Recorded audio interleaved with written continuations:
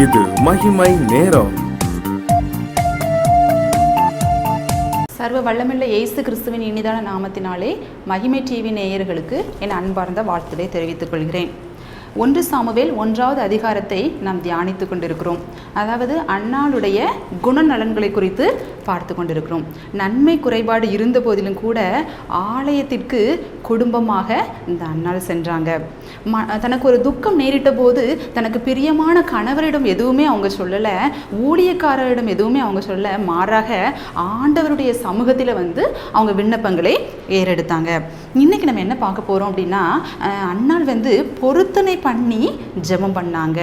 இந்த பொருத்தனை பண்ணி ஜெபித்த அன்னாளை குறித்து தான் நம்ம பார்க்க போகிறோம். இந்த 1 சாமுவேல் 1ஆம் அதிகாரம் 11வது வசனத்திலே, சேனைகளின் கர்த்தாவே, தேவரீர் உம்முடைய அடியாளின் சிறுமையை கண்ணோக்கி பார்த்து உம்முடைய அடியாளை மறவாமல் நினைத்தருளி உமது அடியாளுக்கு ஒரு ஆண் பிள்ளையை கொடுத்தால் அவன் உயிரோடு இருக்கும் சகல நாளும் நான் அவனை கர்த்தருக்கு ஒப்பு கொடுப்பேன், அவன் தலையின் மேல் சவரகன் கத்தி படுவதில்லை என்று ஒரு பொருத்தனையை பண்ணினாள். தான் விரும்பி ஒரு ஆண் பிள்ளையை கேட்குறான். எனக்கு என்னுடைய சிறுமையை என்னுடைய நிந்தையை நீக்கி நீங்கள் ஒரு ஆண் பிள்ளை எனக்கு தந்தீங்க அப்படின்னா நான் அந்த பிள்ளையை நான் உங்களுக்கே ஒப்பு கொடுப்பேன் அப்படின்னு சொல்லிட்டு ஒரு பொருத்தனை பண்ணுறான். இந்த அன்னாளை போல வேதாகமத்தில் இன்னும் 2 பேர் பண்ணின பொருத்தனையை நம்ம பார்க்க போகிறோம்.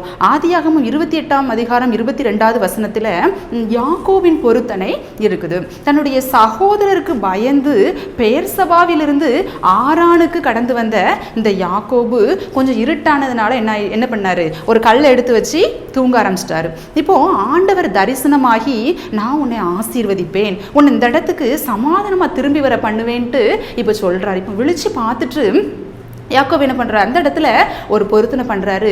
நீங்கள் சொன்ன மாதிரி என்னுடைய சொந்த தேசத்திற்கு நீங்கள் வர பண்ணீங்க அப்படின்னா நீங்கள் என்னுடைய தேவனாக இருப்பீங்க, இந்த கல் தேவனுடைய வீடாக இருக்கும், நீங்கள் தர்ற எல்லா ஆசீர்வாதத்திலையும் நான் உங்களுக்கு தசமபாகம் செலுத்துவேன் அப்படின்னு சொல்லிட்டு யாக்கோபு இந்த இடத்துல தன் மனதில் உள்ளதை பொருத்தனையாக வெளிப்படுத்துகிறார். இன்னொருவர் கூட பொருத்தனை பண்ணினார்.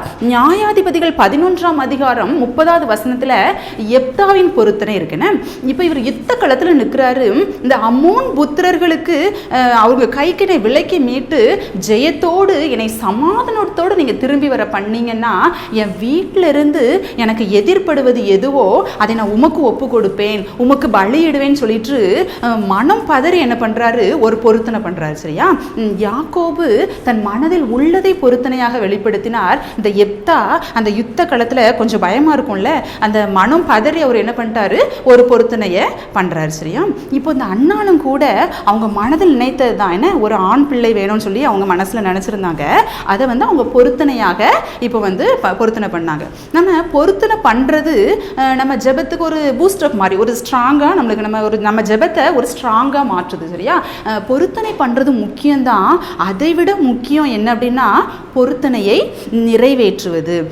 என்னாகமம் 30ஆம் அதிகாரம் 2ஆம் வசனத்துல சொல்லப்பட்டிருக்கு, உங்க வாயிலிருந்து புறப்பட்ட வாக்கின்படியெல்லாம் நீங்க என்ன பண்ணணும், அதை கரெக்டா செய்யணும்னு சொல்லியிருக்கு. இந்த அண்ணாள் பொருத்தனை பண்ணாங்க, அதை நிறைவேற்றினாங்களா? இப்போ இந்த யாக்கோபு நம்ம பார்த்தோம், அவர் பொருத்தனை பண்ணாரு, எல்லாவற்றிலும் நான் தசம பாகம் செலுத்துவேன்னு பொருத்தனை பண்ணாரு. அதே மாதிரி அந்த பொருத்தனை என்ன பண்ணாரு, நிறைவேற்றினாரு. நம்ம கூட சில வேலைகளில் எனக்கு ஒரு நல்ல ஜாப் நீங்க தந்தீங்கன்னா நான் தசம பாகம் செலுத்துவேன்னு சொல்லி நம்ம என்ன பண்ணுவோம், பொருத்தனை செய்வோம். அது நம்மளுக்கு ஒரு 10,000 ரூபாய் சேலரினா நம்மளுக்கு 1000 ரூபாய் தசம பாகம் செலுத்துறது பெரிய விஷயமாவே தெரியாது. அதுவே கொஞ்சம் இன்க்ரிமெண்ட் ஆகி 1 லட்சம் ரூபாய் சேலரின்னு வைப்போமே, அப்போ அதில் 10,000 ரூபாய் நம்ம தசம பாகம் எடுக்கும்போது இவ்வளோ ரூபாய் நம்ம கொடுக்கணுமா அப்படின்னு சில நேரம் நம்மளுக்கு தோணும். இல்லை பிரியமானவர்களே, நம்ம வாயிலிருந்து புறப்பட்ட அந்த வார்த்தையின் படியெல்லாம் நம்ம என்ன பண்ணணும், கரெக்டாக செய்யணும். இந்த எப்தா பண்ண பொருத்தனை, ஆனால் அந்த வீட்டில இருந்து எதிர்பட்டது யாரு தெரியுமா, அவருடைய ஒரே குமாரத்தி, ஆசையான தன்னுடைய செல்ல குமாரத்தி தான் அவருக்கு எதிராக புறப்பட்டு வந்தாங்க. அவருக்கு எவ்வளோ கஷ்டமாக இருந்திருக்கோன்னு, நான் தெரியாமல் பொருத்தனை பண்ணிட்டேன், என்னை மன்னிச்சுக்கோங்க, நீங்கள் உயிரெல்லாம் பலியிட விரும்ப மாட்டீங்க அப்படின்னு சொல்லிட்டு அவர் அந்த இடத்துல சாக்கு போக்கு எதுவுமே சொல்லலை. அவர் தன் வாயிலிருந்து சொன்னபடியே தன் குமாரத்திக்கு என்ன பண்ணாரு, அதை நிறைவேற்றினாரு. ஆண்டவருக்கு தன் குமாரத்தியை ஒப்பு கொடுத்து பலியிட்டார் அப்படின்னு சொல்லிட்டு நம்ம பார்க்கிறோம். இந்த அண்ணாலும் கூட தன் சொன்ன பொருத்தனையை அவங்க நிறைவேற்றினாங்க. அவங்கள சாமுவேலை ஆலயத்தில் கொண்டு விடும்போது வேற குழந்தைகள்லாம் அவங்களுக்கு கிடையாது, அந்த ஒரே ஒரு பிள்ளை தான். அவங்களே ரொம்ப வருஷம் கழிச்சு அவங்களுக்கு குழந்தை பிறந்திருக்கும்ல, எவ்வளோ பாராட்டி சீராட்டிலாம் வளர்த்துருப்பாங்கன்னு. சாமுவேலை ஆலயத்தில் கொண்டு வந்து விடும்போது அவங்களுக்கு மனசுக்கு கொஞ்சம் கஷ்டமாக தான் இருந்திருக்கும். ஆனாலும் கூட அவங்க என்ன பண்ணாங்க, பொருத்தனை பண்ணினதை நிறைவேற்றி கொடுத்தாங்க. நம்மளும் அப்படிதான் பிரியமானவர்களே, நம்ம ஏதாவது பொருத்தனை பண்ணி நம்ம ப்ரேயர் பண்ணோம் அப்படின்னா கண்டிப்பாக அதை நம்ம நிறைவேற்றணும். நம்ம பொருத்தனை பண்ணாதான் ஆண்டவர் நம்மளுக்கு எல்லாம் செய்வாரா? அப்படிலாம் எதுவுமே இல்லை. நம்ம விசுவாசத்தை அது கொஞ்சம் பலப்படுத்துகிற மாதிரி தான். நம்ம ஜெபத்துக்கு ஒரு ஸ்ட்ராங் மாதிரி தான் அது. நம்ம பொருத்தனை பண்ணி ஜெபிக்கிறது. நீங்கள் பொருத்தனை பண்ணி ஜெபிக்கிறதுக்கு முன்னக்கூட்டி யோசிக்கணும். ஆனால் பொருத்தனை பண்ணி ஜெபித்ததுக்கு அப்புறமா அதை நம்ம பண்ணணும் அப்படின்னு சொல்லிட்டு நம்ம யோசிக்க கூடாது. இந்த அன்னாள் தன்னுடைய கிளேசத்து நிமித்தம் துயரத்து நிமித்தம் கேட்ட அந்த ஆண் பிள்ளையை பொருத்தனையா இது பண்றாங்க. பொருத்தனை பண்ணி ஜெபிச்சு அந்த அவங்க விரும்பி கேட்ட அந்த ஆண் பிள்ளையை அவங்க மனம் நோகாமல் ஆண்டவரிடத்துல என்ன பண்றாங்க, ஒப்பு கொடுக்குறாங்க.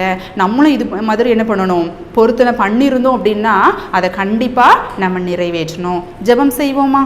அன்புள்ள ஏசப்பா, இந்த நிகழ்ச்சியை பார்த்திருக்கிற ஒவ்வொருவருக்காகவும் நன்றி ஏசப்பா. பொருத்தனையை பண்ணி ஜெபித்த அன்னாலே நீங்கள் கடாட்சித்தது போல இந்த நிகழ்ச்சியை பார்த்து கொண்டு இருக்கிறவங்களையும் நீங்கள் கடாட்சிங்க ஏசப்பா. அவங்களுக்குள்ள அவங்க வாழ்க்கையில் ஏதாவது ஒரு குறைவுகள் இருக்குமானால் நீங்கள் அதை நிறைவாக மாற்றி தாருங்க. ஆமேன். இயேசுவின் மூலம் ஜெபிக்கிறோம் ஜீவனும் பரிசுத்தமுள்ள நல்ல பிதாவே. ஆமேன்.